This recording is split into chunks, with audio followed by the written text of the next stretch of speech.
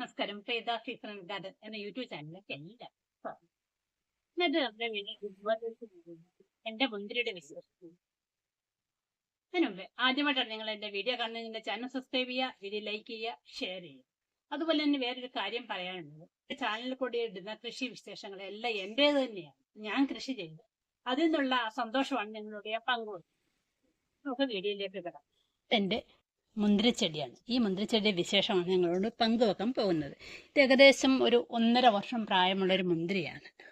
അപ്പം ഞാനിന്ന് താഴെ നട്ടിട്ട് മുകളിലത്തെ നിലയിലേക്കാണ് പടത്തി വെക്കുന്നത്.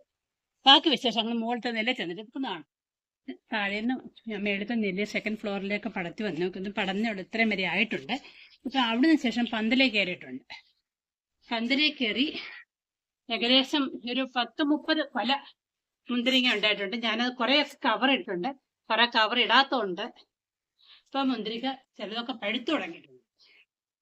ഇവിടെ വലിയ കിളിയുടെ മുകളിലത്തെ നിലയായതുകൊണ്ട് തന്നെ വലിയ കിളിയുടെ ശല്യമൊന്നുമില്ല. അതുകൊണ്ടാണ് ഞാൻ കൂടുതലും കവർ ഇടാതിരിക്കുന്നത്. എല്ലാം വലിയ വലിയുള്ളതല്ല, ചെറുതും വലുതുമായ കലകളൊക്കെ ഉണ്ട്, ധാരാളം ഉണ്ട്.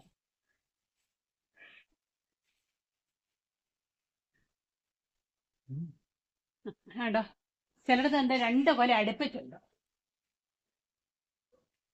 ഇവിടെയുണ്ട്, ഇവിടെ ഒരു 3 കൊല അടുപ്പിച്ചുണ്ട്. എല്ലാം ഒന്നിച്ചാണ് ഉണ്ടായെങ്കിൽ പോലും പഴുക്കുന്നത് പല ടൈമിലാണ്. ഇതാണ് ഏറ്റവും വലിയ കൊല. ഇത് പഴുത്തു തുടങ്ങിയിട്ടുണ്ട്. അപ്പൊ ഈ വെള്ള കവർ ഇങ്ങനെ ഇട്ടുകൊണ്ടാണ് നിങ്ങൾക്ക് അത് ക്ലിയർ ആവാത്ത വലിയൊരു കൊലയാണിത്. അടുപ്പ് ഇതിപ്പോ വലിയ ക്ലിയർ ഒന്നും ശല്യമില്ലായിരുന്നു.